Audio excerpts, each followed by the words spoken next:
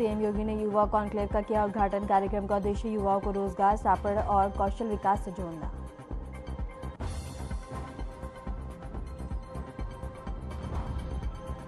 CM योगी करेंगे नगर विकास विभाग की मानसिक समीक्षा बैठक। सीएम आवास पर होगी बैठक। नगर विकास सहित विभाग के वरिष्ठ अधिकारी रहेंगे मौजूद।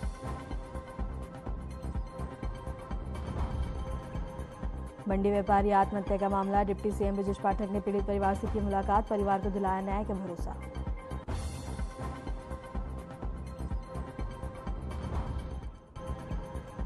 राज्यपाल आनंदीबेन पटेल का कन्नौज का दौरा। आंगनवाड़ी कार्यकर्ता को किया सम्मानित। महिलाओं को 11 करोड़ आर्थिक सहायता।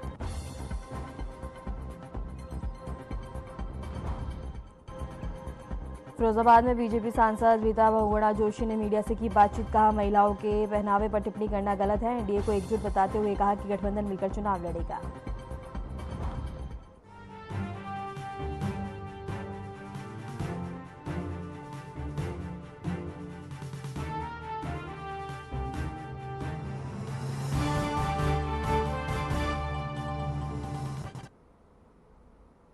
नमस्कार, आपका बहुत बहुत स्वागत है। मैं हूं आपके साथ वर्षा शर्मा और रुक करेंगे उत्तर प्रदेश की खबरों की ओर। खबर लखनऊ से है, जहां उत्तर प्रदेश के मुख्यमंत्री योगी आदित्यनाथ ने इंदिरा गांधी प्रतिष्ठान में मुख्यमंत्री युवा कॉन्क्लेव और एक्सपो 2025 का उद्घाटन किया।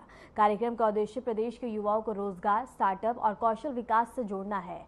एक्सपो में नई तकनीकों, नवाचार और योजनाओं का भी प्रदर्शन किया जा रहा है, जिससे युवाओं को आगे बढ़ने के अवसर मिल सके। मुख्यमंत्री ने कार्यक्रम को संबोधित करते हुए कहा कि उत्तर प्रदेश के युवा देश का भविष्य हैं और सरकार उन्हें हर संभव मंच और संसाधन देने के लिए प्रतिबद्ध है।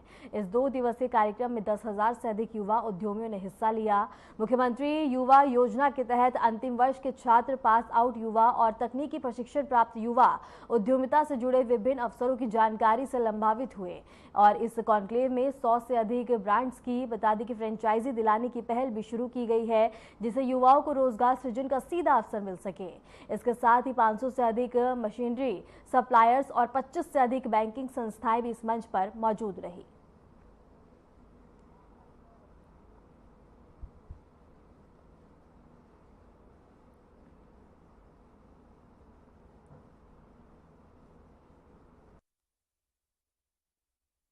स्कीम जो ब्याज मुक्त है, यानी ब्याज गवर्नमेंट देगी। जो गारंटी मुक्त है, यानी आपको गारंटी नहीं देनी है, आपके अभिभावक को नहीं देनी है, गारंटी भी राज्य सरकार देगी। और इन सब के साथ साथ जितनी आप पूंजी लेंगे उसका 10% मार्जिन मनी का भी लाभ राज्य सरकार आपको उपलब्ध करवा रही है। और इसी का परिणाम है कि 2,751 करोड़ रुपए अब तक हमने प्रदेश के उन 68,000 से अधिक युवाओं को उपलब्ध करवाया है, जो नए उद्यमी के रूप में उत्तर प्रदेश के विकास की इस यात्रा में सहभागी बनना चाहते हैं।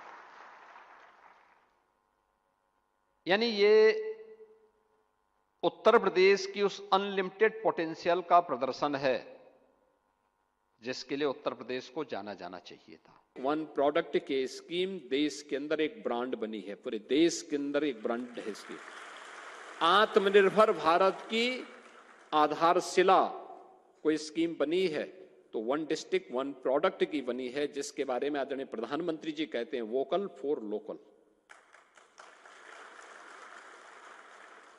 उत्तर प्रदेश के एक्सपोर्ट को अकेली इस स्कीम ने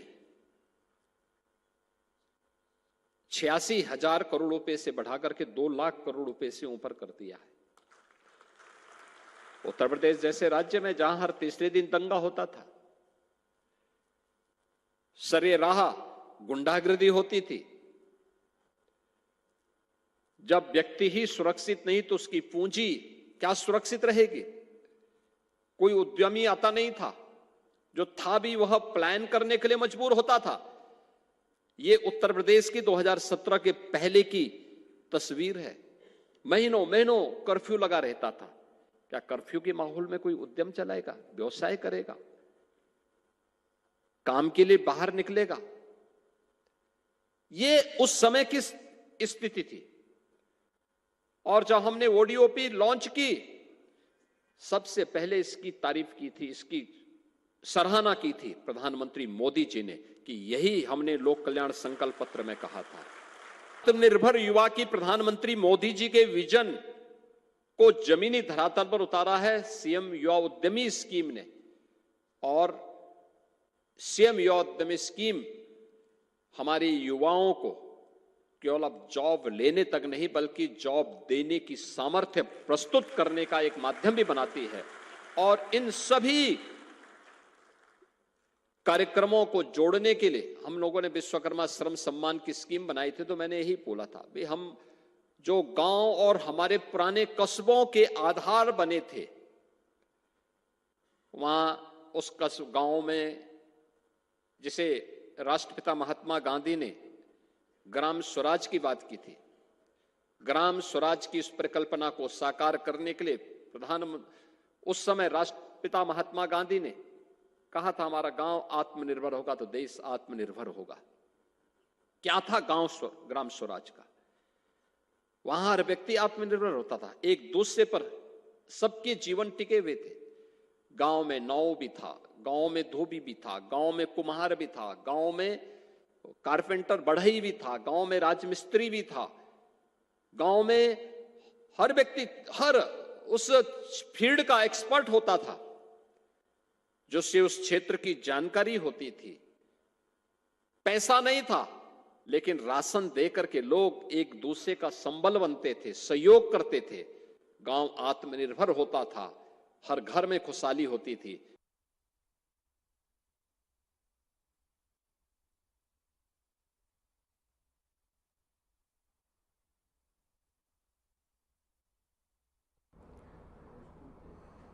उत्तर प्रदेश के मुख्यमंत्री योगी आदित्यनाथ आज नगर विकास विभाग की मासिक समीक्षा बैठक करेंगे। बैठक मुख्यमंत्री आवास पर आयोजित की जाएगी। बैठक में प्रमुख सचिव नगर विकास सहित विभाग के वरिष्ठ अधिकारी मौजूद रहेंगे। बैठक का उद्देश्य विभागीय कार्यों की प्रगति की समीक्षा करना और आगामी योजनाओं की रूपरेखा पर चर्चा करना है। मुख्यमंत्री विभागीय योजनाओं, नगरीय विकास परियोजनाओं, सफाई व्यवस्था, जल आपूर्ति और स्मार्ट सिटी मिशन जैसे अहम मुद्दों पर रिपोर्ट लेंगे और आवश्यक दिशा निर्देश देंगे।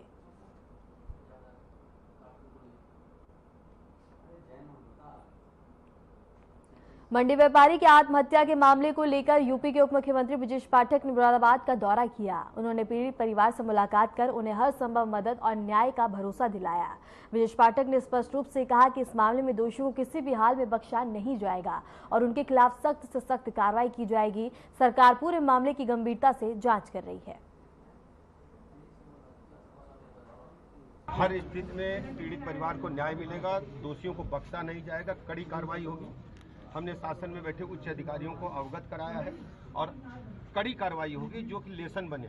इसको हम बिल्कुल बर्दाश्त नहीं करेंगे। जो अधिकारियों की मनमानी हो रही है मुरादाबाद के अंदर, हमारे कार्यकर्ता पर जिस ढंग से गलत कार्य हुआ है, इसको हम बिल्कुल बर्दाश्त नहीं करेंगे, कड़ी कार्रवाई।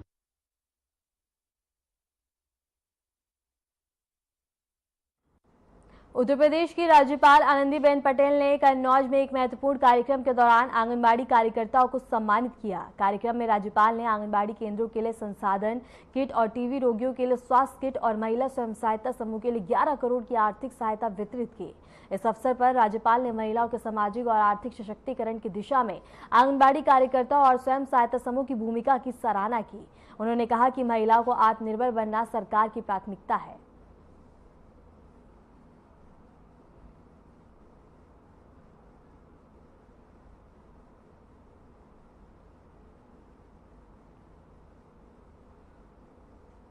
फिरोजाबाद में भाजपा सांसद रीता बहुगुणा जोशी ने मीडिया से बातचीत में कहा कि महिलाओं के पहनावे पर टिप्पणी करना बहुत ही गलत बात है। यह पुरुष प्रधान सोच का परिणाम है।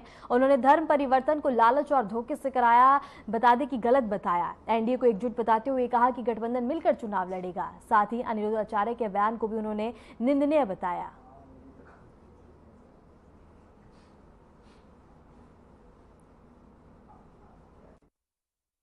मैं तो महिला आंदोलन से निकली हूँ और मैं ये समझती हूँ कि भारत की महिलाओं को जितना प्रगति उन्होंने अलग अलग क्षेत्रों में की है वह अद्वितीय है। चाहे वह स्पेस में जाना हो या ज़मीन में ग्राम प्रधान के रूप में उनकी भूमिका हो। और भारतीय वस्त्र हमारे बहुत ही सिंपल होते हैं, अच्छे होते हैं। और कोई भी लड़की कुछ भी कपड़ा पहनती है तो किसी को भी इस पर टिप्पणी करने का अधिकार नहीं है।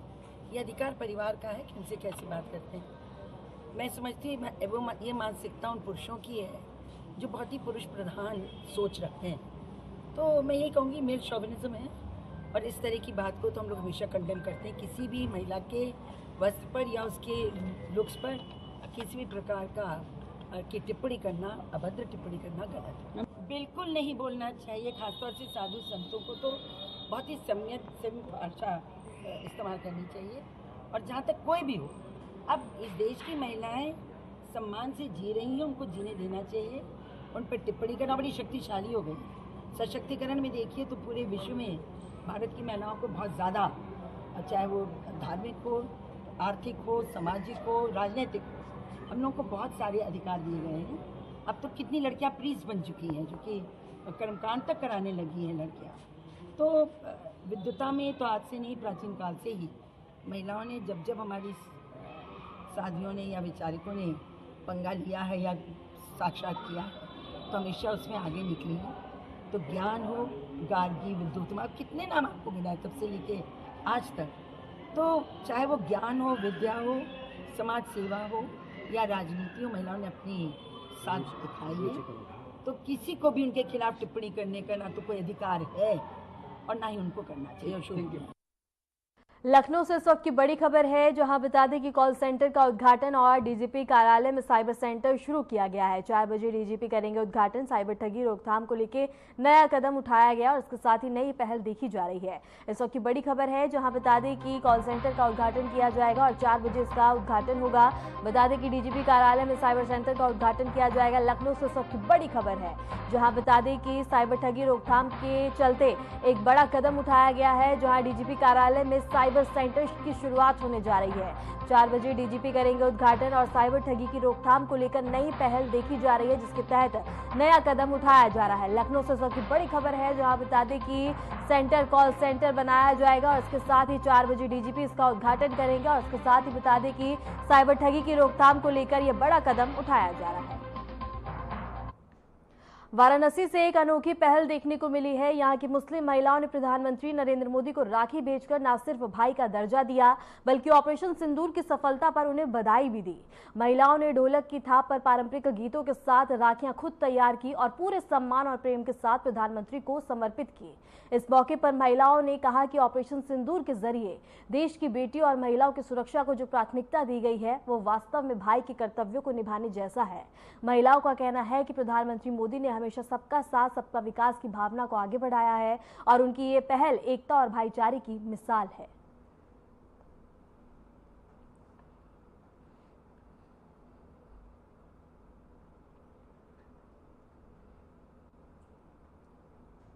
खबर बदायूं से है, जहां बिनावर थाना क्षेत्र के विजयनगरा गांव में भारतीय किसान यूनियन के महासचिव एवं बीजेपी मंडल उपाध्यक्ष सुरेश चंद्र गुप्ता की निर्मम हत्या कर दी गई।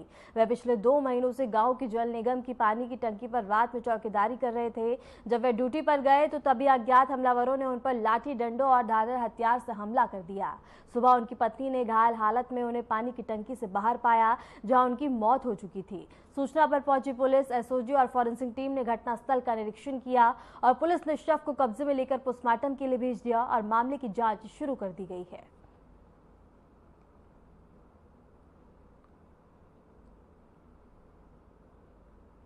आज सुबह थाना बिनावर के विजयनगला गांव के पानी के टंकी के पास एक शव पड़े होने की सूचना स्थानीय पुलिस को प्राप्त हुई थी, जिसकी पहचान सुरेश चंद्र गुप्ता पुत्र विष्णुलाल गुप्ता निवासी विजयनगला उम्र 62 वर्ष के रूप में हुई।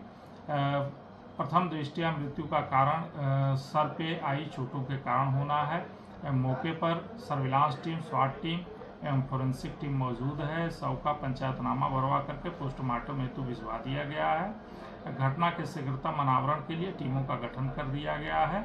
इसमें अग्रिम विधिक कार्रवाई प्रचलित। हमारे पिता सुरेश चंद्र गुप्ता भारतीय किसान जिला महासचिव थे और भाजपा में मंडल उपाध्यक्ष थे बिनावर मंडल के। अच्छा। ये रात 11 बजे टंकी पे जो है सोने गए थे, वहाँ ड्यूटी करते थे ये। अच्छा। रात अज्ञात बदमाशों ने इन्हें पीछे से घेर के धारदार हथियारों से हत्या कर दी। अच्छा, तो सुबह कैसे पता लगा? सुबह हम लोग 6:30-7 बजे तक तो फ़ोन लगाते रहे, लेकिन उठता रहा, जो उठा नहीं, घंटी जाती रही, उसके बाद मोबाइल हो गया डाउन, बंद हो गया। तब उसके बाद जो पता चला कि फ़ोन नहीं लग रहा, तब वहाँ से भागे, तब देखा तो गेट पे पड़े हुए थे, गेट पे पड़े हुए, टंकी के अंदर घुस भी नहीं पाए थे। तब तक बाहर से पकड़ के इन्होंने बदमाशों ने अटैक कर दिया भाई। अच्छा, इनकी किसी से दुश्मनी वगैरह थी, क्या था? वो तो सब है, लिखत में रखी हुई है थाने के अंदर। कोई सामने आया, किसी पे शक है आपका? अब वो है, आएगा सामने जो भी है। फिलहाल तो फॉरेंसिक टीम वगैरह सब जांच हो ही रही है। अच्छा, क्या नाम था इनका? श्री सुरेश चंद्र गुप्ता। सुरेश।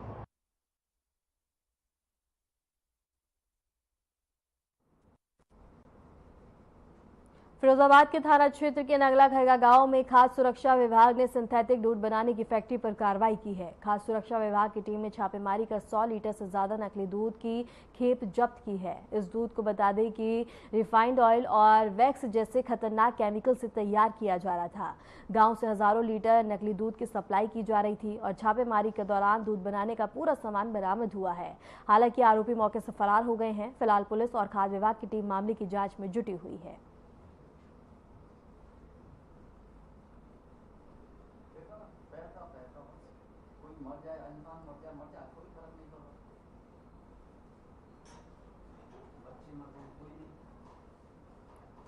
फिलहाल रुकते एक छोटे से ब्रेक के लिए, बने रहे हमारे साथ।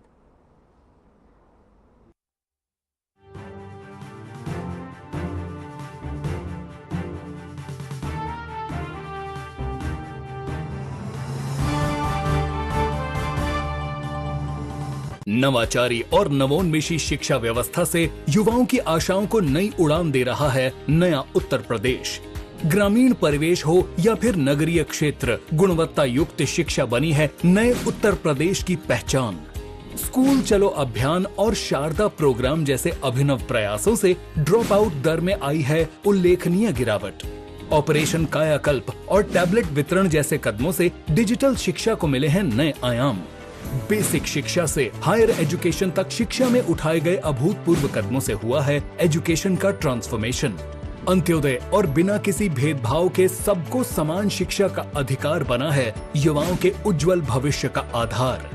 वर्ष 2017 के बाद डबल इंजन सरकार के अभिनव प्रयासों ने नए उत्तर प्रदेश की शिक्षा व्यवस्था में किया है युगांतकारी ट्रांसफॉर्मेशन।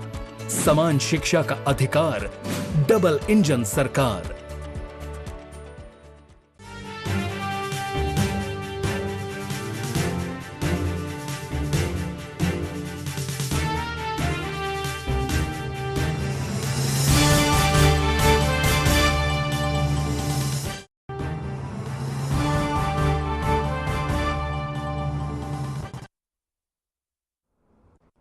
ब्रेक के बाद स्वागत है। खबरों में आगे बढ़ते हैं। खबर श्रावस्ती से है, जहां बिनगा नगर में नगर पालिका की जमीन पर बने अवैध मजार की ढांचे को प्रशासन ने बुलडोजर से ध्वस्त कर दिया। यह कार्रवाई करीब 12 घंटे तक चली, जिसमें आधा दर्जन से अधिकारी और इसके साथ ही बुलडोजर लगाए गए। शांति व्यवस्था बनाए रखने के लिए भारी पुलिस बल तैनात रहा और बिनगा सिरसा मार्ग को पूरी तरह बंद कर दिया गया।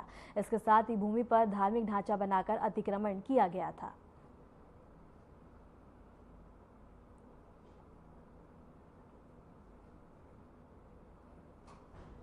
जनपद के जो मुख्यालय है भिनगा, उसमें जो नगर वन निगम का ऑफिस है, उसके सामने जो भूमि थी वो इमारती वन के लिए संरक्षित भूमि थी और ये नगर पालिका क्षेत्र में, तो ये एक प्रकार से शासकीय भूमि थी। इस पे विगत कुछ वर्षों में अवैध रूप से एक निर्माण शुरू किया गया था, जिसको पूर्व में रुकवा दिया गया था और तत्पश्चात उसमें नियमानुसार जो अभिलेखी कार्रवाई है उसको संपादित करने के बाद आज उस अवैध निर्माण को ध्वस्त करा दिया गया है। जो भिनगा में सरकारी जमीन पर अवैध निर्माण हुआ था, उसके ध्वस्तीकरण के दौरान कस्बे की संवेदनशीलता और पूरे जनपद की संवेदनशीलता को देखते हुए मेरे द्वारा 2 कंपनी पीएससी, 2 एडिशनल एसपी, 8 क्षेत्राधिकारी और थाना प्रभारी लगाए गए हैं। कस्बे में शांति व्यवस्था पूरी तरह से कायम है और फिर भी संवेदनशीलता को देखते हुए प्रत्येक गलियों में, चौराहों पर और वहाँ कार्यक्रम स्थल पर भी पुलिस बल तैनात है। शांति व्यवस्था कायम है। सर, क्या और जिलों की फोर्स बुलाई गई थी? जनपद बहराइच और जनपद बलरामपुर से भी पुलिस बल मंगाया गया है, जिसमें एडिशनल एसपी और सीओ और थाना प्रभारी भी। खबर वाराणसी से है, जहां बेलूपुर थाना क्षेत्र में पुलिस और बदमाशों के बीच मुठभेड़ हुई। दुर्गाकंड में बता दें कि हुई चोरी की वारदात में नामजद दोनों बदमाशों ने पुलिस पर फायरिंग की। जवाबी कार्रवाई में एक बदमाश के पैर में गोली लगी, जिसे अस्पताल में भर्ती करवाया गया। दूसरा बदमाश को बता दें कि लंका और बेलूपुर पुलिस की संयुक्त टीम ने पकड़ लिया है। पूछताछ में कई वारदातों का खुलासा होने की भी उम्मीद है।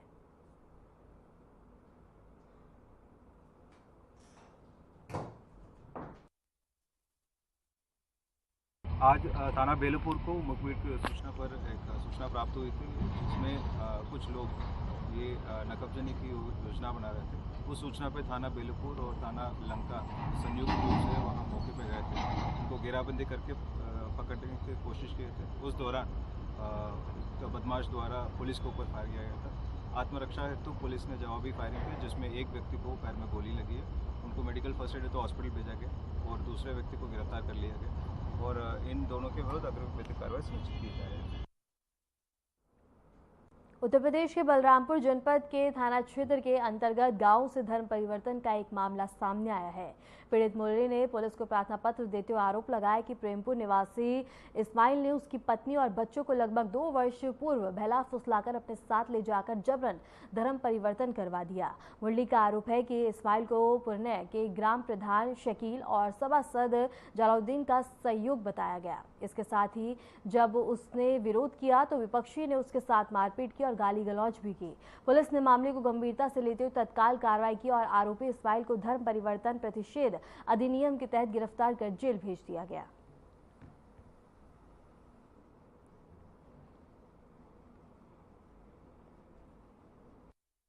देखिए, मुराली नाम के व्यक्ति ने एक तहरीर थाने पे की कि उसकी पत्नी जो 4 बच्चों की मां है, उसको एक इस्माइल नाम का व्यक्ति जो है बहला फुसलाकर अपने साथ रख लिया है, धर्म परिवर्तन करा दिया है और अपने साथ रख लिया। ये सूचना प्राप्त होने पर तत्काल अभियोग पंजीकृत किया गया। इसमें 3 लोगों के विरुद्ध अभियोग पंजीकृत किया गया था। इसमें जो अभियुक्त है इस्माइल, उसको गिरफ्तार किया गया है और 2 अभियुक्त अभी एक शकील और जलालुद्दीन, इनके विरुद्ध अभी विवेचना प्रचलित है। इनको आज गिरफ्तार करके माननीय न्यायालय के समक्ष प्रस्तुत किया गया। इनके खिलाफ कोई और अभियोग पंजीकृत नहीं, अभी कोई और अभियोग के विषय में हम जानकारी कर रहे हैं। इसमें जो धर्म परिवर्तन इनके द्वारा करवाया गया था, उसमें उत्तर प्रदेश धर्म परिवर्तन प्रतिषेध अधिनियम 2021 के तहत अभियोग पंजीकृत किया।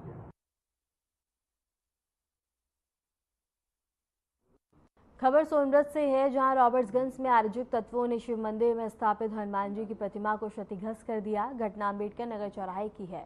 सुबह जब लोग मंदिर पहुंचे तो प्रतिमा टूटी हुई मिली, जिससे लोगों में आक्रोश फैल गया। भाजपा नेता धर्मवीर तिवारी समेत कई लोग मौके पर पहुंचे और पुलिस ने स्थिति संभाली और नई प्रतिमा स्थापित करने का आश्वासन दिया। पुलिस इस मामले में सीसीटीवी खंगालने में लगी हुई है।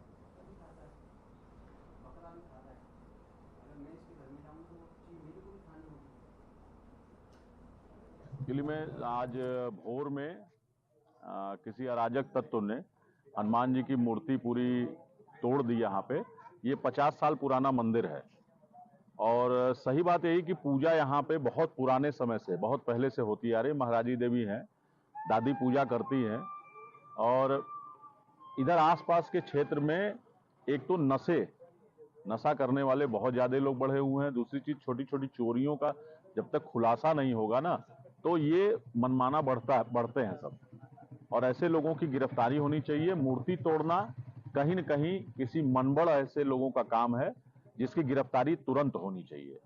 हनुमान जी की मूर्ति यहाँ दूसरी लगनी चाहिए और जो भी तोड़ा है उसकी गिरफ्तारी होनी चाहिए। थाना रॉबर्ट्सगंज, जनपद सोनभद्र अंतर्गत अंबेडकर नगर महाल में स्थित एक मंदिर में बीती रात हनुमान जी की मूर्ति को कुछ शरारती तत्वों द्वारा क्षतिग्रस्त कर दिया गया था।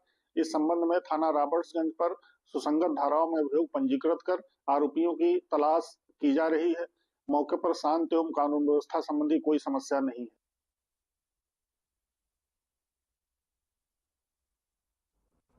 खबर वाराणसी से है, जहां काशी हिंदू विश्वविद्यालय के तेलुगु विभाग अध्यक्ष प्रोफेसर चल्ला श्रीमानंद चंद्र मूर्ति पर बता दें कि बिरला हॉस्टल बार पर अराजक तत्वों ने हमला कर दिया। घटना से आक्रोशित सैकड़ों छात्र और प्रोफेसर सिंह बता दें कि इकट्ठा होकर नारेबाजी करने लगे। प्रदर्शनकारियों ने हमलावरों की तत्काल गिरफ्तारी और कड़ी सजा की मांग की है। मौके पर पहुंची पुलिस ने समझा बुझाकर प्रदर्शन खत्म करवाया और 24 घंटे में गिरफ्तारी का आश्वासन दिया है।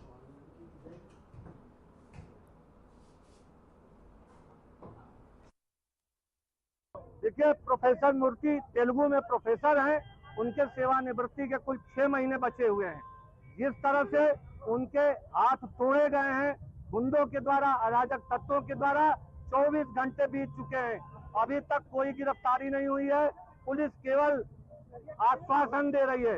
बीएचयू प्रशासन का कोई भी व्यक्ति यहाँ मौजूद नहीं है। अध्यापक हम भी हैं, वो भी हैं। अंतर इतना है कि वो कुर्सी पे बैठे हुए हैं एडमिनिस्ट्रेशन के और हम नहीं बैठे हुए हैं।